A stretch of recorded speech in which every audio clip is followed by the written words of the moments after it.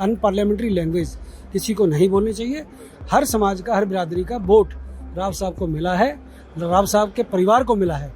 अब उनको दूसरे समाज का कैसे सम्मान करना, मुझे कम से कम राव इंद्रजीत को बताने की आवश्यकता नहीं है। परंतु अगर किसी जाति विशेष के बारे में कोई टिप्पणी करता है तो मैं राजपूत समाज का एक कार्यकर्ता हूँ, बालक हूँ।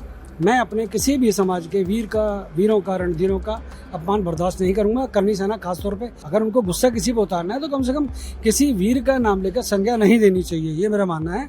और इस प्रकार की संज्ञा का विरोध मैं देख रहा हूँ पूरे हरियाणा के अंदर हो रहा है। राजपूत प्रतिनिधि सभा के प्रदेश अध्यक्ष है नरेश चौहान जी मुझसे अभी मिलकर गए हैं, और समाज के अनेक लोग मिले हैं, भिवानी के लोग मिले हैं, करनाल के लोग मिले, सबके अंदर इस बात का दुख है। वही कांग्रेसी उनका अपमान किया करते थे, हमने उनका भारतीय जनता पार्टी ने सम्मान रखा, उनको सांसद बनाया, केंद्र में मंत्री बनाया। तो मुझे नहीं लगता भारतीय जनता पार्टी की सरकार के खिलाफ, मोदी जी के, मनोहर लाल जी के खिलाफ उनके दिमाग में कुछ होगा। अगर है भी तो नहीं रखना चाहिए। राव इंद्रजीत केंद्र में मंत्री हैं, हमारे सम्मानित मंत्री हैं। मेरा सिर्फ इतना ही कहना है कि किसी भी महापुरुष के बारे में बोलने से पहले, क्योंकि वो स्वयं राव तुलाराम जी के परिवार से आते हैं और पूरा देश राव तुलाराम जी का सम्मान करता है, तो उनको भी दूसरे समाज की, दूसरे जातियों के वीरों का, रणधीरों का सम्मान करना चाहिए। उन्होंने अगर इस प्रकार का कुछ बोला है तो मुझे दुख है। अगर उनको बोलना है महाराणा प्रताप की अच्छाई बताएं, पृथ्वीराज चौहान का शासन बताएं, पृथ्वीराज चौहान की बहादुरी का जिक्र करें। जयचंद के बारे में बोलना, शायद या तो जयचंद के बारे में उनको जानकारी नहीं है। जयचंद के जिस प्रकार के जो शब्दावली, आज पार्लियामेंट्री बोर्ड के अंदर भी जयचंद जो शब्द है उसको भी प्रतिबंधित कर दिया गया है। अनपार्लियामेंट्री लैंग्वेज किसी को नहीं बोलनी चाहिए। हर समाज का, हर बिरादरी का वोट राव साहब को मिला है, राव साहब के परिवार को मिला है। अब उनको दूसरे समाज का कैसे सम्मान करना, मुझे कम से कम राव इंद्रजीत को बताने की आवश्यकता नहीं है। परंतु अगर किसी जाति विशेष के बारे में कोई टिप्पणी करता है तो मैं राजपूत समाज का एक कार्यकर्ता हूँ, बालक हूँ।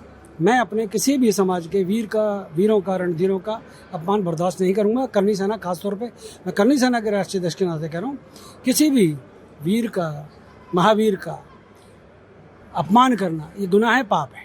इस तरह का जयचंद जो बोला है उसके बाद में क्लियर नाम तो नहीं ले रहे, लेकिन 2019 का जब इलेक्शन हुआ उसकी कहीं ना कहीं हार जो सीट पे हुई है तो उसको कहीं ना कहीं अब उनको दर्द महसूस हो रहा है। राव इंद्रजीत लगातार भारतीय जनता पार्टी से जीतते आ रहे हैं।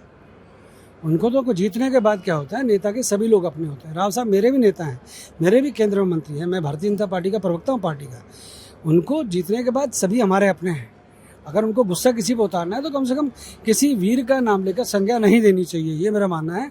और इस प्रकार की संज्ञा का विरोध मैं देख रहा हूँ पूरे हरियाणा के अंदर हो रहा है। राजपूत प्रतिनिधि सभा के प्रदेश अध्यक्ष है नरेश चौहान जी मुझसे अभी मिलकर गए हैं, और समाज के अनेक लोग मिले हैं, भिवानी के लोग मिले हैं, करनाल के लोग मिले, सबके अंदर इस बात का दुख है।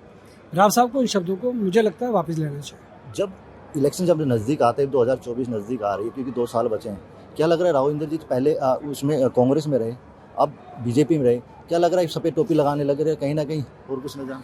अभी वो भारतीय जनता पार्टी के सम्मानित केंद्र में मंत्री हैं और हम उनका सभी सम्मान करते हैं। इस प्रकार के कयास नहीं लगाने चाहिए।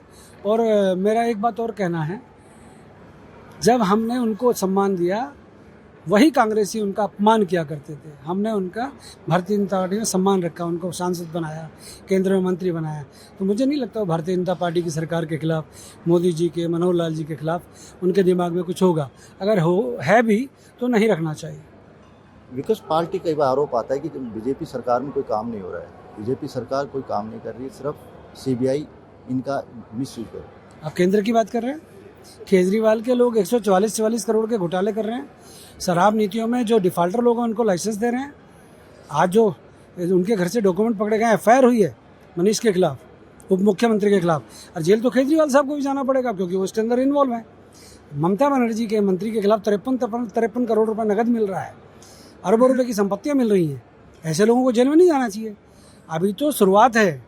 काला धन जिन जिन लोगों ने छुपा रखा है, दबा रखा है और उस पर कुंडली मार के बैठे हैं, केंद्र में नरेंद्र मोदी की सरकार है, किसी को ना छुपने देगी और ना ही काला धन छुपाने देगी। मैं आपके चैनल के माध्यम से कहना चाहता हूँ, भैया चुपचाप पैसा जहाँ जहाँ काला धन रखा सरेंडर कर दो, नहीं तो जेल, चाहे वो ईडी के माध्यम से हो, इनकम टैक्स के माध्यम से हो या सीबीआई के माध्यम से हो।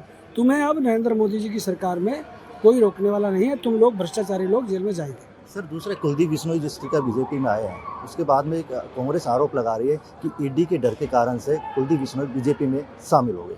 कुलदीप बिश्नोई की भारतीय जनता पार्टी में आस्था है, रेणुका बिश्नोई, भव्य बिश्नोई, वो तीनों भारतीय जनता पार्टी में है, उनका अभिनंदन है। और कांग्रेस जो आरोप लगा रही, कांग्रेस 3 महीने 13 में, किरण चौधरी की कांग्रेस है, भूपेंद्र हुड्डा की कांग्रेस है, करण दलाल की कांग्रेस है, सुरजेवाला की कांग्रेस है। कौन सी कांग्रेस की बात कर रहे हैं? कैप्टन अजय यादव की अलग कांग्रेस है। तो जो कांग्रेस नाम का जो ये पौध है, ये अलग अलग क्षेत्रों में बटी हुई है। भारतीय जनता पार्टी की टक्कर में न कोई पहले था ना वह केंद्र में है। नरेंद्र मोदी की सरकार 2024 में बनने वाली है और प्रदेश में मनोहर लाल खट्टर की सरकार हैट्रिक बनाएगी और तीसरी बार भी सबका साथ सबका विकास, हरियाणा एक हरियाणवी एक का नारा लगा के हरियाणा की जनता प्रदेश के मुख्यमंत्री मनोहर लाल को पुनः तीसरी बार मुख्यमंत्री बनाएगी।